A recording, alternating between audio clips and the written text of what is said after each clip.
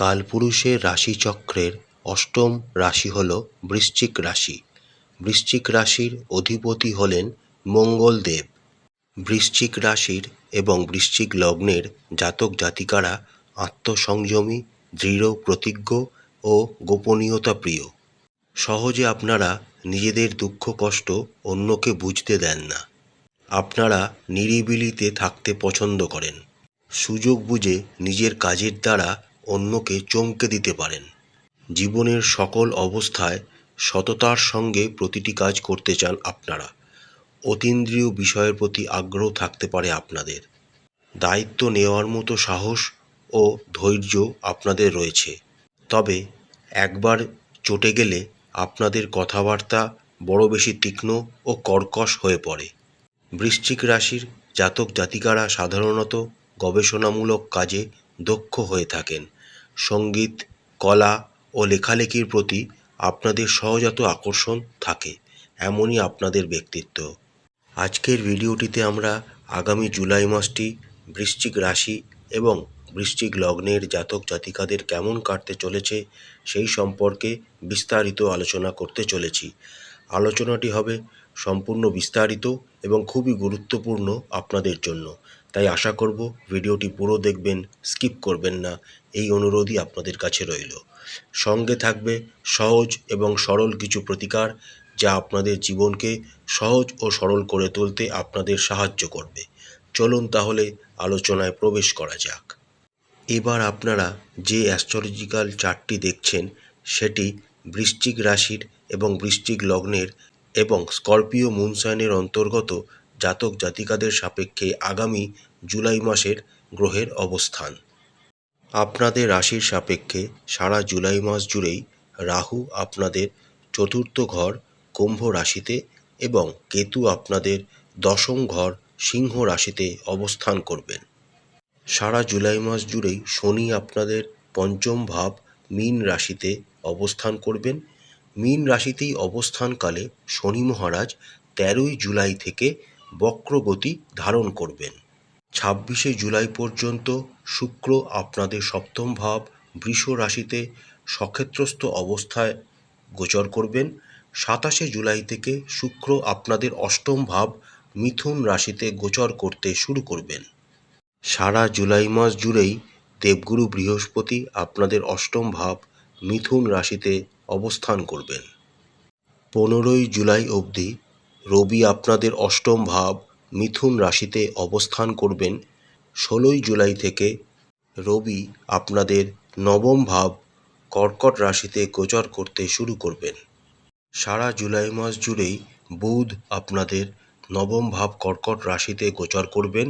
কর্কট রাশিতে গোচরকালে বুধ 19শে জুলাই থেকে বক্রগতি ধারণ করবেন এবং 25শে জুলাই থেকে বুধ অস্তগত হয়ে যাবেন।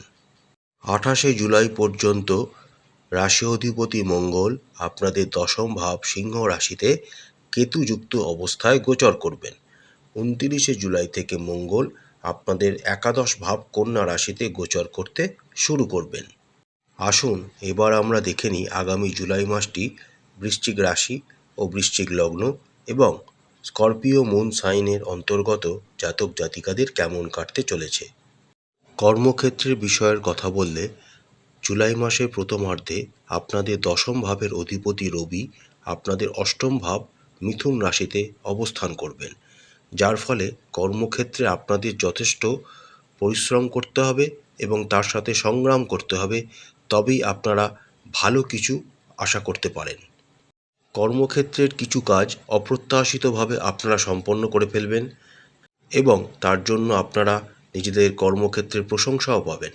তবে জুলাই মাসে দ্বিতীয়ার্ধে যখন আপনাদের দশম ভাবের অধিপতি রবি আপনাদের নবম ভাব কর্কট রাশিতে গোচর করে যাবেন, তার ফলস্বরূপ তখন থেকে আপনারা কর্মক্ষেত্রে ধীরে ধীরে উন্নতি দেখতে পাবেন।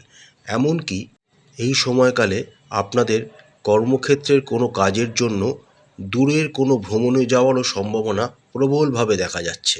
যে সমস্ত বৃশ্চিক রাশি এবং বৃশ্চিক লগ্নের জাতক জাতিকারা ব্যবসার সাথে যুক্ত রয়েছেন তাদের জন্য কিন্তু আগামী জুলাই মাসটি খুব একটা অনুকূল প্রমাণিত হবে না। নতুন কোনো প্রজেক্টে হাত দেওয়া একদমই উচিত নয় বৃশ্চিক রাশি এবং বৃশ্চিক লগ্নের জাতক জাতিকাদের আগামী জুলাই মাসে। যেটা আপনারা করছেন সেইটি মনোযোগ সহকারে আপনাদের করে যেতে হবে আগামী জুলাই মাসটিতে। চাকরিজীবীরা জুলাই মাসে দ্বিতীয়ার্ধে যথেষ্ট ভালো ফলাফল পাবেন। তবে আপনাদের রাশির সাপেক্ষে দশমভাবে মঙ্গল এবং কেতু একত্রে গোচর করছেন এবং অঙ্গারক দোষ তৈরি করার জন্য আপনাদের সাথে আপনাদের সহকর্মী এবং ঊর্ধ্বতন কর্তৃপক্ষর সাথে কিন্তু কিছু ঝামেলা বা বিবাদ হওয়ার সম্ভাবনা দেখা যাচ্ছে। তাই খুব সাবধানতার সাথে আগামী জুলাই মাসটিতে বৃশ্চিক রাশি এবং বৃশ্চিক লগ্নের জাতক জাতিকাদের, সে তারা চাকরিজীবী হন বা ব্যবসায়ী হন, খুব সাবধানে অতিবাহিত করতে হবে। অর্থনৈতিক বিষয়ের কথা বললে আপনাদের রাশির সাপেক্ষে একাদশ ভাবের অধিপতি হলেন বুধ। তিনি আপনাদের নবম ভাব কর্কট রাশিতে গোচর করবেন। 18ই জুলাই পর্যন্ত বুধ আপনাদের মোটামুটি ভালো ফলই প্রদান করবেন, কিন্তু 19শে জুলাই থেকে যখন বুধ বক্রগতি ধারণ করবেন এবং 25শে জুলাই থেকে যখন বুধ অস্তগত হয়ে যাবেন, তখন কিন্তু আপনাদের আয়ের প্রতি একটা চাপ সৃষ্টি হতে শুরু করবে। আপনাদের আয় হুট করে কমে যাওয়ার একটা সম্ভাবনা দেখা যাচ্ছে। তার সাথে শনি মহারাজের দশম দৃষ্টি আপনাদের দ্বিতীয় ভাব ধনু রাশিকে প্রভাবিত করার জন্য খুব ধীরে ধীরে আপনারা এবং কমভাবে আয় করতে সক্ষম হবেন। এই সময়কালে যে সমস্ত বৃশ্চিক রাশি বা বৃশ্চিক লগ্নের জাতক জাতিকারা প্রাইভেট সেক্টরে জব করছেন, তারা সঠিক সময় বেতন নাও পেতে পারেন। যে সমস্ত বৃশ্চিক রাশি এবং বৃশ্চিক লগ্নের জাতক জাতিকারা নিজেদের বেতন বৃদ্ধির কথা অনেক দিন ধরেই চিন্তা করছেন, তাদের বেতন হয়তো বৃদ্ধি হবে, কিন্তু তার পরিমাণ আপনারা যেটি আশা করেছিলেন তার থেকে অনেকটাই কম হবে। অষ্টমভাবে দেবগুরু বৃহস্পতির অবস্থানের জন্য আপনাদের ধার্মিক এবং মাঙ্গলিক অনুষ্ঠানের ক্ষেত্রে কিছু অর্থ ব্যয় হওয়ার সম্ভাবনা দেখা যাচ্ছে। অষ্টমভাবে অবস্থিত বৃহস্পতির সপ্তম দৃষ্টি আপনাদের দ্বিতীয় ভাব ধনু রাশিকে প্রভাবিত করার কারণে এই সময়কালে আপনারা কিছু সম্পদ আরোহণেরও সুযোগ পেয়ে যেতে পারেন। অর্থাৎ আগামী জুলাই মাসটি বৃশ্চিক রাশি এবং বৃশ্চিক লগ্নের জাতক জাতিকাদের যথেষ্ট সিদ্ধান্ত নিয়ে এবং একটি অর্থনৈতিক প্ল্যানিং সহযোগে আগামী জুলাই মাসটিকে অতিবাহিত করতে হবে। স্বাস্থ্যের দিক থেকে আগামী জুলাই মাসটি বৃশ্চিক রাশি এবং বৃশ্চিক লগ্নের জাতক জাতিকাদের মোটামুটি কাটতে চলেছে। জুলাই মাসের বেশির সময়কালটাতেই আপনাদের রাশি অধিপতি মঙ্গল আপনাদের দশম ভাব সিংহ রাশিতে একটি অনুকূল অবস্থানে গোচর করবেন। শুধু তাই নয়, তিনি দিগ্বলও লাভ করবেন। কিন্তু সিংহ রাশিতে অবস্থানকালে মঙ্গল কেতুযুক্ত অবস্থায় থাকার জন্য তার যে শুভ প্রভাব তিনি তা হারিয়ে ফেলে বরঞ্চ দুর্বল হয়ে পড়বেন। তার এফেক্ট আপনাদের শরীরের ওপর আপনারা পরিলক্ষিত করবেন। দশমভাবে অবস্থিত মঙ্গলের চতুর্থ দৃষ্টি আপনাদের রাশিকে প্রভাবিত করবে, যার ফলে আপনাদের স্বাস্থ্য হট করে কোনো দুর্বল হয়ে যাওয়ার সম্ভাবনাও দেখা যাচ্ছে। পায়ে, ঘাড়ে, পিঠে, গোড়ালিতে চোট আঘাত পাওয়ার সম্ভাবনা আগামী জুলাই মাসে কিন্তু প্রবলভাবে দেখা যাচ্ছে। তাই খুব সাবধানে চলাফেরা করবেন। যে সমস্ত বৃশ্চিক রাশি এবং বৃশ্চিক লগ্নের জাতক জাতিকাদের লাংস বা হার্ট রিলেটেড কোনো রোগ রয়েছে, তাদের কিন্তু খুব সাবধানতার সাথে আগামী জুলাই মাসটিতে অতিবাহিত করতে হবে। যদি কোনো রকম অসুবিধা আপনারা পরিলক্ষিত করেন, সঙ্গে সঙ্গে কোনো ভালো ডাক্তারের পরামর্শ নিতে হবে। জুলাই মাসের প্রথমার্ধটি বিশেষ সাবধানতা আপনাদের অবলম্বন করতে হবে, কারণ অষ্টমভাবে রবি এবং বৃহস্পতি একত্রে গোচর করবেন। জুলাই মাসের দ্বিতীয়ার্ধে যখন রবি আপনাদের নবম ভাব কর্কট রাশিতে গোচর করে যাবেন, তুলনামূলকভাবে তখন থেকে আপনাদের স্বাস্থ্যের উন্নতি হতে আপনারা পরিলক্ষিত করবেন। যে সমস্ত বৃশ্চিক রাশি এবং বৃশ্চিক লগ্নের জাতক জাতিকারা ট্রান্সপোর্ট ইন্ডাস্ট্রির সাথে যুক্ত রয়েছেন বা গাড়ি চালান বা বাইক চালান বা নিজেদের ব্যক্তিগত গাড়ি বা যানবাহন রয়েছে যারা চালান, তাদের কিন্তু খুব সাবধানতার সাথে আগামী জুলাই মাসটিতে নিজেদের গাড়ি, বাইক ইত্যাদি চালনা করতে হবে, কারণ ছোটোখাটো অ্যাক্সিডেন্টের যোগ কিন্তু আপনাদের জন্মছকে দেখা যাচ্ছে। আপনাদের রাশির সাপেক্ষে পঞ্চম ভাবের অধিপতি হলেন দেবগুরু বৃহস্পতি। সারা জুলাই মাস জুড়েই দেবগুরু বৃহস্পতি আপনাদের অষ্টম ভাব মিথুন রাশিতে রাহুর নক্ষত্র আদ্রা নক্ষত্রে গোচর করবেন। অষ্টমভাবে দেবগুরু বৃহস্পতির এই প্রতিকূল অবস্থানের জন্য আপনাদের প্রেমজ জীবন কিন্তু খুব একটা ভালো যাবে না। তার সাথে আপনাদের চতুর্থভাবে রাহুর উপস্থিতির কারণে ছোটোখাটো বিবাদ বাক বিতণ্ডা লেগেই থাকার সম্ভাবনা দেখা যাচ্ছে। বিশেষ করে জুলাই মাসের একদম শেষার্ধে যখন মঙ্গল আপনাদের একাদশভাবে গোচর করে যাবেন এবং শনির ওপর তার সপ্তম দৃষ্টি দ্বারা তিনি প্রভাবিত করবেন মীন রাশিকে, আর শনি তার সপ্তম দৃষ্টি দ্বারা মঙ্গলকে প্রভাবিত করবেন, তখন কিন্তু আপনাদের প্রেমজ জীবন সম্পর্কে যথেষ্ট সচেতন হতে হবে এবং বুদ্ধিমত্তার সাথে সমস্ত ডিসিশনগুলিকে নিতে হবে। আসার কথা একটাই, 26শে জুলাই পর্যন্ত আপনাদের রাশির সপ্তমে শুক্র সক্ষেত্রস্থ অবস্থায় গোচর করবেন বৃষ রাশিতে। শুক্রের এই অবস্থানের জন্য আপনারা অনেক রকম ঝুট ঝামেলা বা বাক বিতণ্ডা বা ঝগড়াঝাঁটির মতো পজিশন থেকে প্রেমজ জীবনকে উদ্ধার করতে সক্ষম হবেন। কিন্তু 29শে জুলাই থেকে যখন মঙ্গল আপনাদের একাদশভাবে গোচর করে যাবেন এবং শুক্র অলরেডি আপনাদের অষ্টমভাবে গোচর করে যাবেন, এই সময়কাল থেকে কিন্তু আপনাদের প্রেমজ জীবনকে নিয়ে যথেষ্ট সচেতন থাকতে হবে। বৈবাহিক জীবনের কথা বললে আগামী জুলাই মাসটি বৃশ্চিক রাশি এবং বৃশ্চিক লগ্নের জাতক জাতিকাদের দম্পতিদের খুবই ভালো কাটতে চলেছে। আপনাদের রাশির সাপেক্ষে সপ্তম ভাবের অধিপতি হলেন শুক্র। 26শে জুলাই অবধি শুক্র আপনাদের সপ্তম ভাবকেই প্রভাবিত করবেন এবং সপ্তমভাবেই স্বক্ষেত্রস্থ অবস্থায় গোচর করবেন। অর্থাৎ 26শে জুলাই পর্যন্ত শুক্রের এই অনুকূল অবস্থানের জন্য আপনাদের দাম্পত্য জীবনে কিন্তু রোম্যান্টিকতা বজায় থাকবে এবং একটি সুন্দর দাম্পত্য জীবন আপনারা অতিবাহিত করতে পারবেন। তবে আপনারা মাঝে মাঝে কিন্তু নিজেদের জীবনসঙ্গীর কাছ থেকে একটু দূরে চলে যেতে পারেন, সেটা কর্মের সূত্রে হোক বা কিছু অভিমান হলো দুজনকার মধ্যে, তার জন্য 2-1 দিন কথাবার্তা বন্ধ রইল, তার একটা সম্ভাবনা কিন্তু রয়েছে।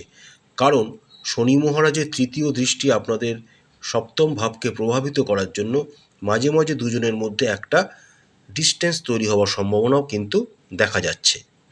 এই সময়কালে আপনাদের সাথে আপনাদের শ্বশুরবাড়ির সম্পর্ক খুবই উন্নতি ঘটবে এবং শ্বশুরবাড়ি থেকে আপনারা কিছু ভালো উপহারও এই সময় পাওয়ার সম্ভাবনা দেখা যাচ্ছে।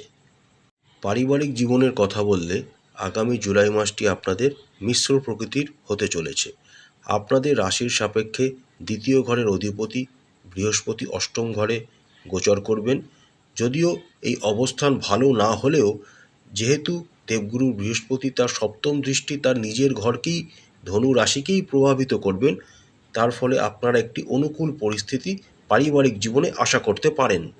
বিশেষ করে এই সময়কালে আপনারা যদি বিনয়ী এবং সতর্ক থাকেন তবে বড় ধরনের কোনো রকম অশান্তি আপনাদের পারিবারিক জীবনে আসবে না। যে সমস্ত বৃশ্চিক রাশি এবং বৃশ্চিক লগ্নের জাতক জাতিকাদের ভাই বোন দাদা দিদি রয়েছে, তাদের সাথে আপনাদের সম্পর্ক বিশেষভাবে ভালো রাখার প্রয়োজন হবে, কারণ তারা পরিবারের অন্যান্য সদস্যদের সাথে আপনাদের সম্পর্ককে অনুকূল করতে সহায়ক ভূমিকা পালন করবে। সারা জুলাই মাস জুড়েই রাহু আপনাদের চতুর্থভাবে, মঙ্গল আপনাদের দশমভাবে এবং কেতুও আপনাদের দশমভাবে অবস্থান করার জন্য এই 3টি গ্রহই একত্রে আপনাদের চতুর্থ ভাবকে প্রভাবিত করবে, যার ফলে পারিবারিক জীবনে কিন্তু ছোটোখাটো কিছু অশান্তি হুট করেই আপনাদের চলে আসতে পারে। এই সময়কালে আপনাদের প্রজ্ঞা ও ধৈর্যের সাথে কাজ করে সমস্যাগুলিকে মেটাতে হবে। 28শে জুলাইয়ের পর যখন মঙ্গল আপনাদের দশম ভাব থেকে গোচর করে যাবেন এবং একাদশভাবে গোচর করতে শুরু করবেন, তখন থেকে আপনাদের পারিবারিক জীবনের শান্তি ধীরে ধীরে ফিরে আসতে শুরু করবে। প্রতিকার স্বরূপ আপনারা রাশি অধিপতি মঙ্গলের বীজ মন্ত্র 108 বার করে জপ করবেন। তার সাথে আপনারা রাশি মন্ত্র যদি জপ করতে পারেন তাহলেও আরও ভালো ফলাফল আপনারা পেতে পারেন। মাথা গরম এবং বিরক্তি ভাব থেকে নিজেদের মুক্ত রাখতে প্রাণায়াম বা যোগব্যায়ামের মতো কিছু শারীরিক কার্যকলাপে মনোনিবেশ করলে খুবই ভালো ফলাফল আপনারা পেতে পারেন। নিয়মিত সূর্যদেবকে কুমকুম মিশ্রিত জল অর্পণ করুন। যাদের সন্তান নেই তাদের সাহায্য করুন এবং তাদের আশীর্বাদ নিন। প্রত্যেক দিন বজরংবলীর পূজা করুন এবং বজরংবলীকে লাড্ডু নিবেদন করুন। এবং সেই লাড্ডুকে প্রসাদ হিসাবে সবাইকার কাছে বিতরণ করুন। প্রত্যেক দিন একটি নির্দিষ্ট সময় হনুমান চালিসা পাঠ করুন। যদি আপনারা পাঠ করার সময় না পান তাহলে একটি নির্দিষ্ট সময় সেটিকে আপনারা শুনতেও পারেন। আশা করছি বন্ধুরা আগামী জুলাই মাসটি প্রত্যেক বৃশ্চিক রাশি এবং বৃশ্চিক লগ্নের জাতক জাতিকাদের খুব ভালো কাটবে। মা কালী আপনাদের মঙ্গল করুন। আপনাদের সমস্ত মনের ইচ্ছা এবং মনস্কামনা মা কালী পূরণ করুন।